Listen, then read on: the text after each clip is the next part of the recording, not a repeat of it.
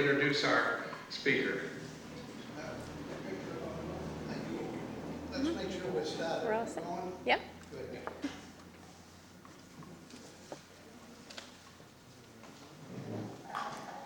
This is, before it comes on, it was. Now, this is my wife. This is her life that she will share with you shortly.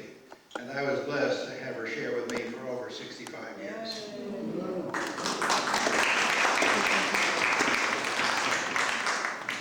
That was lovely, thank you, Greg. And thank you, Crawley, for inviting me. It came at a very good time, as it turned out. A little louder. Right after Crawley invited me to come and do this, I was invited to London for lunch by the English Speaking Union, who had spent several years collecting stories of evacuees, especially ones that had gone by sea. And I had responded and sent in a version of this. And so I was invited, and I was glad I went. At first I didn't think I'd bother, but it placed what to me had been sort of a faint memory of a family story into the historic perspective. There were over 1 million children moved out of their homes in a matter of months in 1939-40.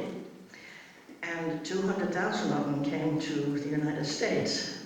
A whole lot also went to Canada. And then there was a fair bunch of them that went to the Dominions as far as away as Rhodesia and Australia. So it was an interesting affair. And I don't have much to prove I was there, except this terrible group photograph. I almost whited out. And a couple of things that Harold will show. And my brother went in with me, which was nice, because I hadn't gone through London by myself for quite a few years. And it was a glorious day. The sun was out and the daffodils were out, and I think they'd scrubbed every brick. It was so clean and shiny. But when we got there, of course, everybody was over 70. I don't think there was anybody under 70 because it had been so long. And we wondered why they waited so long to collect these stories. But this was the end of phase 1. And our stories, including mine, are in the database at the Imperial War Museum in London. And then phase 2 will be interviewing and collecting stories of the families that took the kids in. Well, you can imagine most of them have gone on their way, and they'll have to interview the second and third generation. I'm not sure they'll make it, but it was nice to think that our part had been at least recognized and put safely in the vault somewhere. So, Please set the mic in the stand, that might make it easier. now should I still be up close? Yes, close as you can. I don't want to kiss it. Well, kissing is good. Okay. Well, I think you can start the business, Harold. I want to thank Harold too. He's really been wonderful putting this together. So this is the group that took on the event that I attended. And I had a special invitation from Sir Basil somebody. I don't remember exactly who he was, but it was all very formal and pleasant. And that was the program, part of it. Okay. And then we have 3 maps. Paul Davis gave me this one, and it shows as many towns as you want to see, and it's very clear. It also shows the coast of France. But I think the next map shows that better. The English Channel isn't very wide, and the coast of France was completely fortified for hundreds of miles and had launch aerodromes, so they didn't have to fly far to get to London. And it just happened that Chorlton, where I lived, was in that alley. So we heard them going to London, we heard them coming back, and if they had anything left over to drop, we might have gotten it too. So I think that's, oh, this is Chorlton itself, and it does have really a very detailed map, and I think you could see it on one of the displays if I didn't leave it home. This is very unrehearsed, as you can tell. But let's go to the next bit, Harold, because we still have... Oh yeah, this is a section I've called What I Left Behind. And of course, there was my mother and father. My childhood, the Roseburg where the bombs were dropped, the traffic outside that homeland. And this is to show how tall the roses grew. That's up to the second floor, and they were just gorgeous. And this is the wonderful ancient church that was recorded in the Doomsday Book, where Gordon and I were married. And it's only famous really for its age and for this painting on the north wall, which shows the ladder going from earth to heaven, and there's hell down there too. And the various devils are busy forking people off the ladder, so watch out. And that's really the main reason Chorlton's on the map is because of this old church. Oh, and this is where you shop, there's nothing much in Chorlton. A post office, that's all, candy, sweets. Now, it's near Caterham. Caterham is known for the Guards Depot, and Chorlton is known for its church. And this is a Heinkel bomber that was shot down on its way back to France after bombing London. And all 5 men bailed out and were rounded up by the local Home Guard and police. And we were all thrilled, ran up there and picked up bits of perspex and aluminium, we always said. And the other aspect, I don't have many pictures of war because you just didn't do it for one thing. And this is my mother collecting money for some good cause, and my older brother, who couldn't come over, with his Home Guard uniform and his rifle. So, do you want to stop there, Harold? And, okay. I'm going to read. I'm sorry I've been told not to read, but I couldn't possibly remember it all.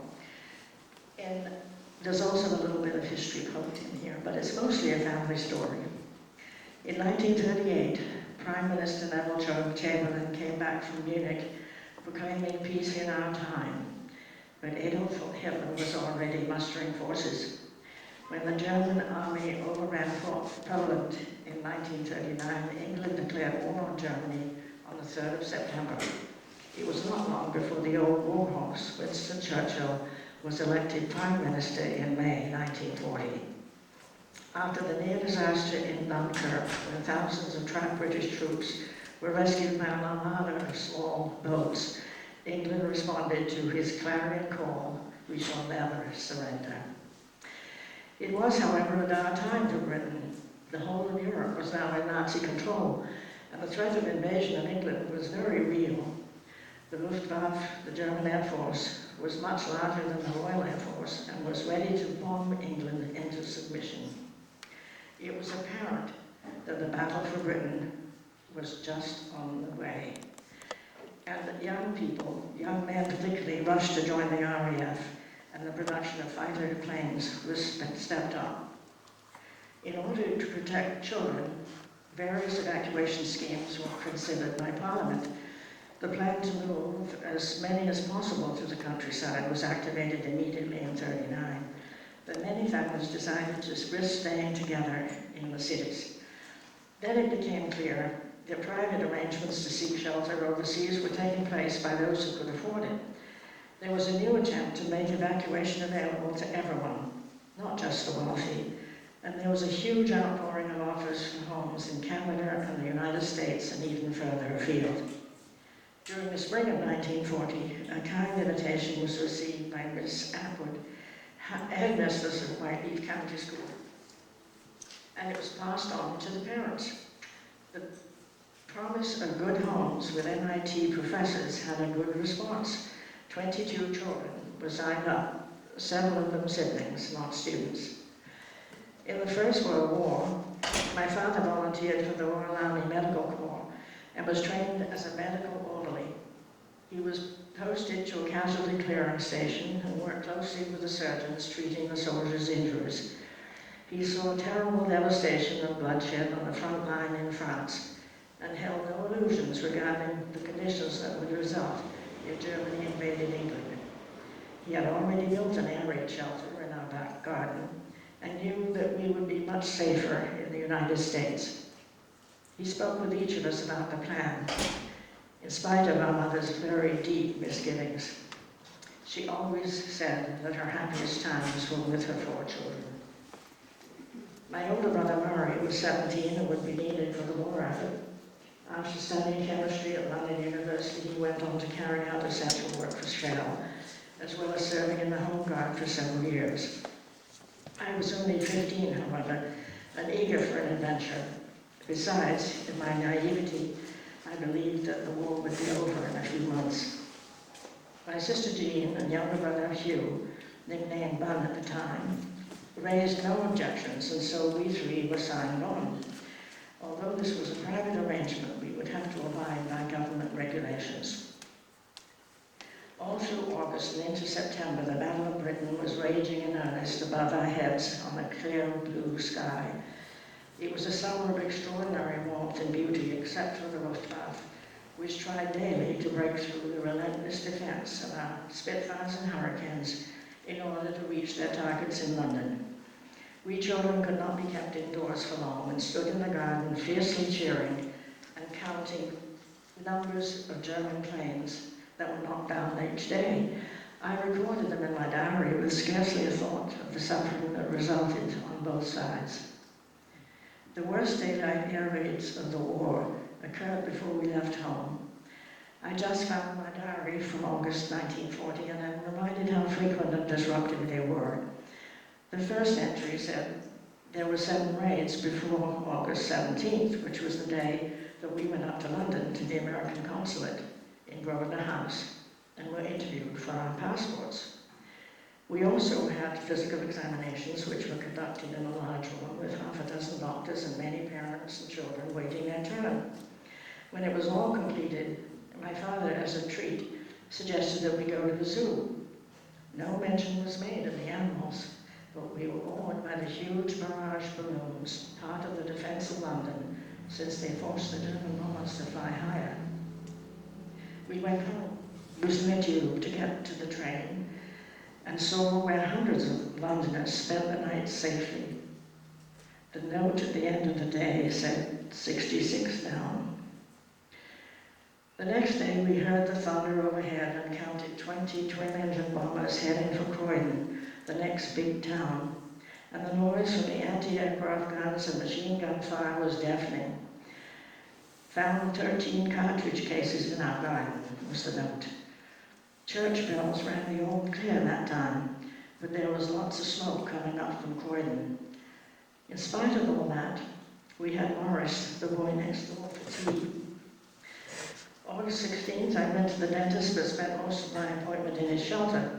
It was a noisy day, with 79 down, but Dad still had to return to London to take night duty at the patent office. This was mostly to be prepared to put out fires on the roof and rescue any wounded. It was a worry for our mother, who sent him with warm clothes and a sandwich. Sunday was full of noise and bombs, falling on Caterham and the military aerodrome at Candy next door, including the diabolical delayed action bombs. They did not stop Uncle Jim, however, Dad's brother, and his family driving over from Norbury for a visit, or Dad from tending his beehives. We had chicken for dinner, and 142 down. The next day, King George secretly visited the Guards depot in Caterham to lift morale. only 5 down. Now, do you have that crash photo right now? Crash. Yeah.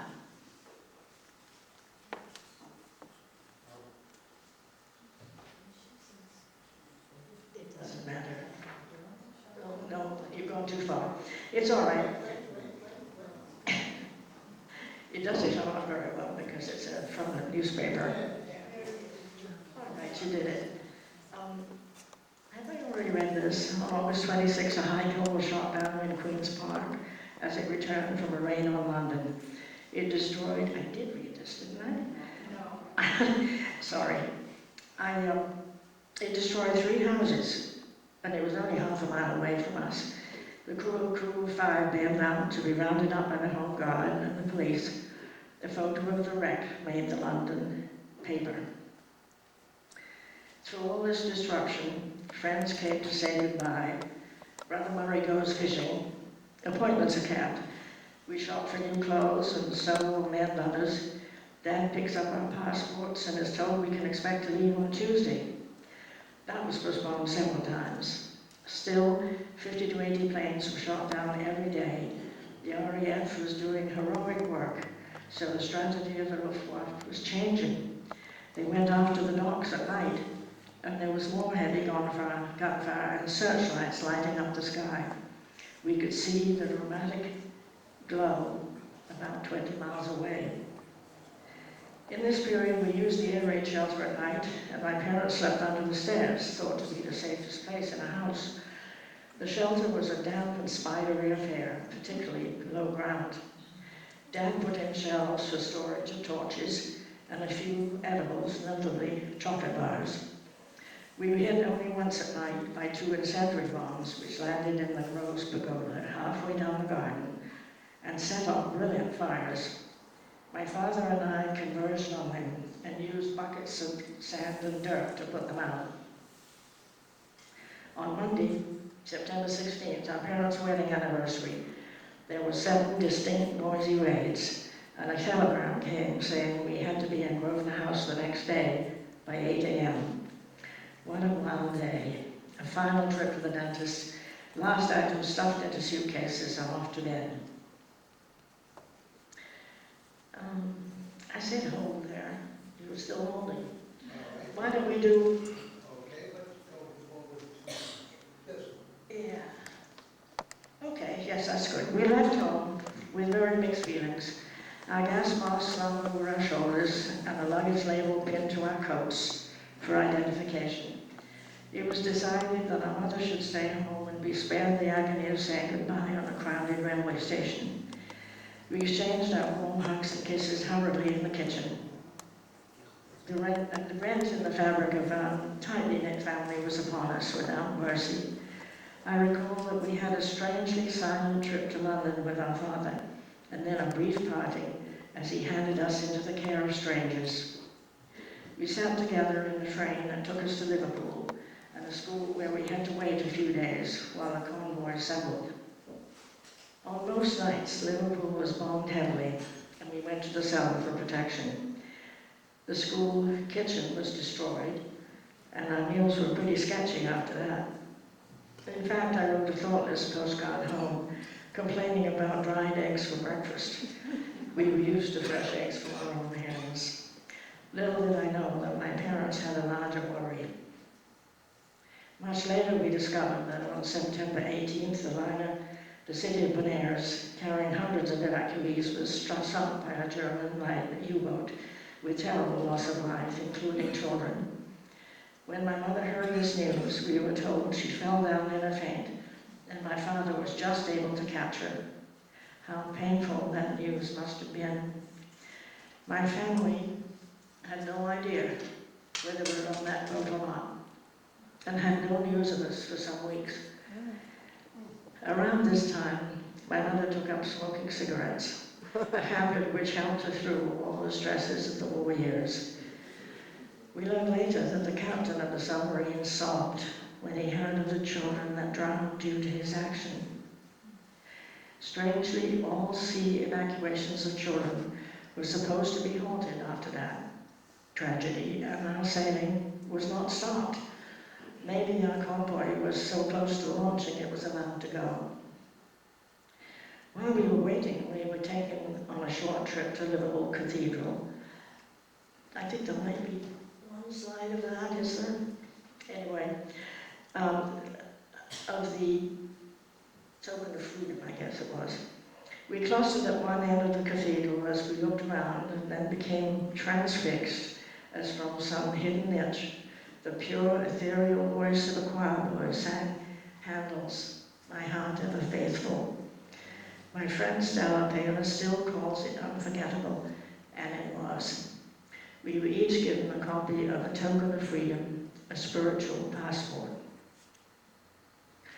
On Sunday, September 22nd, we were told to gather our meager belongings and were shepherded to the docks and boarded the SS Samaria, which was anchored in the River Mersey. She was a White Star Cunard liner, still equipped for peacetime travel, complete with kindly stewards who brought us ginger ale when we were seasick. Jean and I shared a spacious cabin, and we were all introduced to Miss Alice Brady, who you'll see a picture of later. This intrepid California woman had made several crossings already, as chaperone to groups of children, and she made a point of visiting parents when she returned to England before the next voyage, much to my parents' pleasure. I'm sorry I don't have any pictures of this whole period because it wasn't allowed. We were completely awed by our surroundings, both inside the luxurious liner and the seascape above decks, as over the next 24 hours the vast collection of different ships created a protective pattern which would form the convoy. On Tuesday, the 24th, we set out into the open waters of the Atlantic Ocean, leaving the coast of dear old England behind. As we did so, we were joined by an escort of airplanes, and the seriousness of this whole project became more clear. When the planes reached the end of their range and peeled off one by one, with a friendly waggle of their wings, we began to feel lonely and vulnerable. We were glad to turn in our gas masks, but were issued the life jackets instead, and had to take part in boat drills to acquaint everyone with emergency procedure. It wasn't long before a real alert came, and we all assembled to designated areas. Jean and I were called out of our bathtub to wait below decks, wet and shivering and frightened for the first time. We all felt a heavy shudder or two go through the ship. Several explanations followed. My sister heard that a torpedo had struck us but not exploded. Bun, however, was stationed above decks and witnessed the whole thing. He saw a destroyer quite close execute a 180-degree turn that churned up the ocean and then fired several depth charges which caused huge water spouts. In his excitement, he claimed these as death charges. We all felt very grateful for our alert destroyers of the Royal Navy. Soon we noticed that ships were leaving the convoy to go at their best speed and by different routes. The zigzag dance designed to avoid the foe was over. The Samaria was given the southern tack, which was apparent when we observed clinging flying fish leaping in groups through the azure water. We wondered if they were just having fun or were trying to avoid an enemy too. Over our seasickness by now, we were able to enjoy meals again. Amazingly, the elaborate menus were printed out fresh every day. It was a relief after the 10-day voyage to see the U.S. coastline appear, and excitement ran through the trip. Have you got one coming up? Why don't you tell us about these slides, which were... Yeah, actually, they were what turned up before we got on the actual. Tell us what we have. This is the Miss Brady, who was this courageous chaperone. I made half a dozen crossings in this very dangerous time. And she was from California. Okay? And now here's yours. That's the label that was put on my coat when we got on the train. On the train, so not at the ship yet. No. Here's your passport. Yeah. That was the cathedral. Sorry, I didn't give you the nod earlier. I didn't give you the nod. That's Yeah, that was it. And this is the way we looked more or less, but we were in United States clothes by then. We were in school uniform when we left England. Oh, this is in the States now, this picture? Yeah, but we were this age when we got to the States. This is, And this is the ship that we were actually on, and they're getting everything ship-shape before the next trip. And this is the sketch a little girl made. You can see the three liners at the top, and there's a destroyer up ahead, and a whole mixture of other ships. I don't know who they are or what they were doing. And that is my brother on the rigging. And nobody asked him if they could put his photograph on the cover of several books. But you can see the uniform. He had shorts on in October. Well, did we catch up, Harold? well, we're in New York now. Oh, yeah. All right, but we saw you on the rigging, and that's okay. We were, as you grew closer to the coastline, we were encouraged to take a good look at the Statue of Liberty, that symbol of freedom and safety to so many weary refugees. At 2 p.m. on October the 3rd, 1940, we were ushered into the lounge for processing and spared the rigors of Ellis Island. Henceforth, we would officially be classified as friendly aliens and would have to register annually with the Department of Immigration. And that was serious business. We were taken by bus to the Seamen's Church Institute, which is right there. And as you can tell, it was a haven for seamen that didn't have a place to sleep. But there we were for 16 days, had a little hard time eating cream of wheat and other strange things, as more plans were made. Hugh remembers the thrill of living in a skyscraper, if only the 8th floor. We caused some concern to our volunteer caretakers when in the middle of the night, the loud sirens of New York Fire Department went past. They were so similar to the dreaded air raid sirens that we burst out of our rooms looking for the air raid shelter.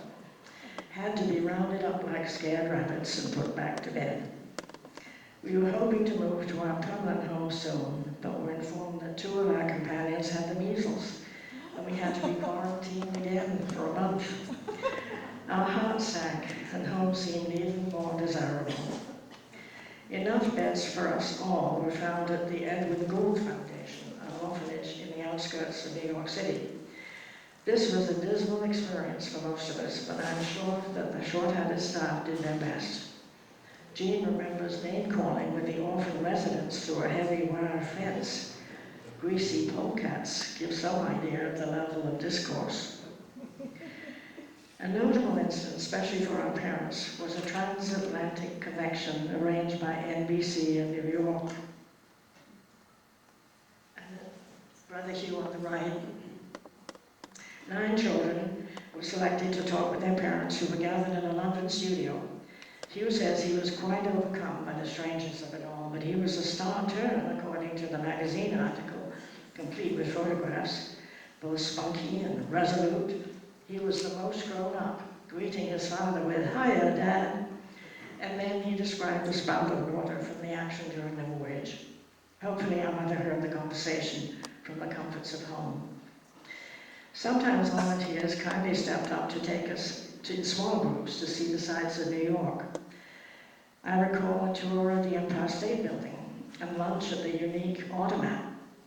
We also went to Radio City to see the Rockettes perform. That was an eye-opener.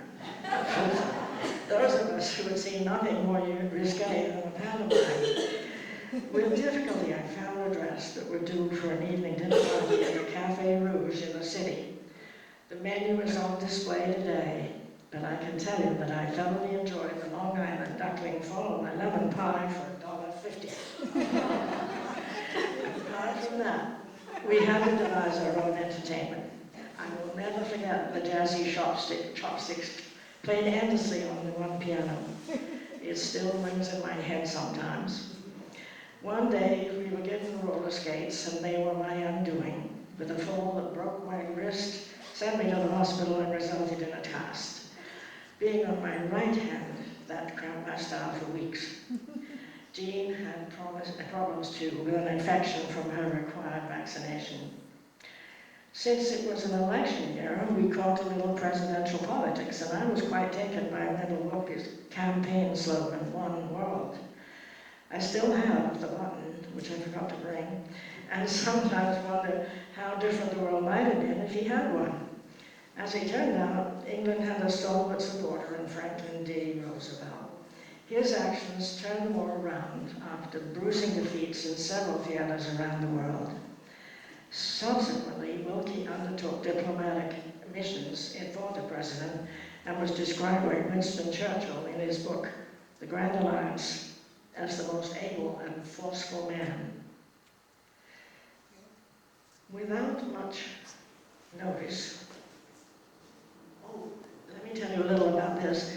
It's a group called the Kinsmen, and they were parents and children that were overseas, and they met, I don't know how often, anyway, a few times, and my dad is there, fourth from the left, and you can see their serious faces. They really weren't expecting us to have much fun, I don't think.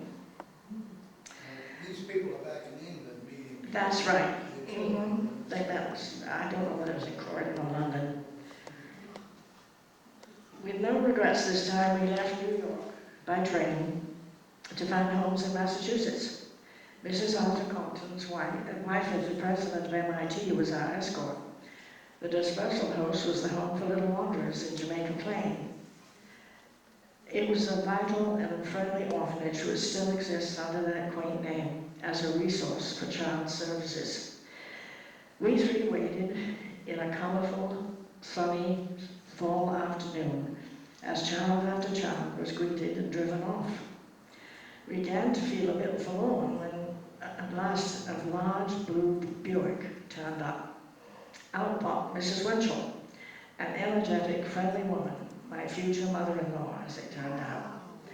She quickly completed the formalities and then bundled four of us into the car for the ride to Lincoln to settle into temporary homes. First, Hugh was left at the Bigelow Hills, where there was a boy his age. Then Jean and I were left at the Newtons. That's the Nathan Brown house on Lincoln Road. And we were there for 3 weeks. The last evacuee, Stella Pedro, was taken home with Mrs. Winchell for the duration.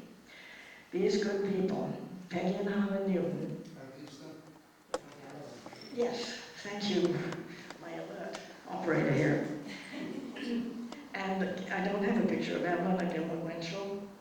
Became lifelong friends with our future foster mother and our family in England. All this time we had had no regular communication with our family except a postcard and a cable to reassure them. It therefore was a great relief to my parents to receive a letter from Harlan Newton bringing them the news up to date. He was a kindly lawyer and had been key to removing us from the original plan, which intended to move us to different homes every month. That course would have been devastating to children who were already victims of war.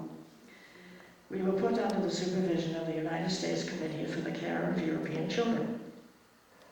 Meanwhile, Alice Allegra Thorpe, a granddaughter, you have it. Doing a little bit faster than we can see. This is the communication part. And hold it there. And meanwhile, Alice Allegra Thorpe, granddaughter of author Henry Wadsworth Longfellow, had expressed an interest in giving a home to a little girl. When told that there was a family of 3 that wished to stay together, she had a large enough heart to consider a change. Unmarried, she lived in a 3-story mansion on sedate Brattle Street in Cambridge, just 2 doors down from the Longfellow house. She had already opened her house to paying guests, mostly teachers at Shady Hill School, and one doctor. Miss Thorpe secured their enthusiastic support for this undertaking and the momentous change in the household. Along with the Newtons' encouragement, this led to our official adoption for the duration of the war by our fairy godmother, and a significant turning point in our lives as we began life in the United States. Appropriately enough, it was just before Thanksgiving, 1940. You pictures. This is the one teacher helped us with our homework outdoors. And then this shows you the tough time we had. I tell you, it was like one big holiday. Maine again, sailing, Vermont skiing. And this is the final portrait, and the only one I really have of Alice Thorne with the three of us just before I returned to England.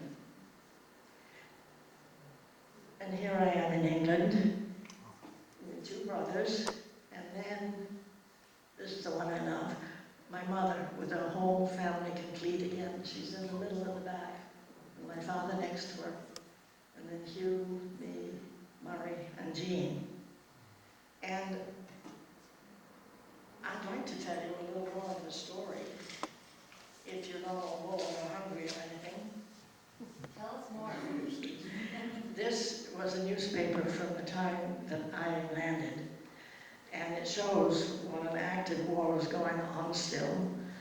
I arrived just in time for the doodlebugs and the rockets that were I think it was the last push that Hitler could possibly do to defeat England. And I got home, and I was, have you got the Guy's Hospital one?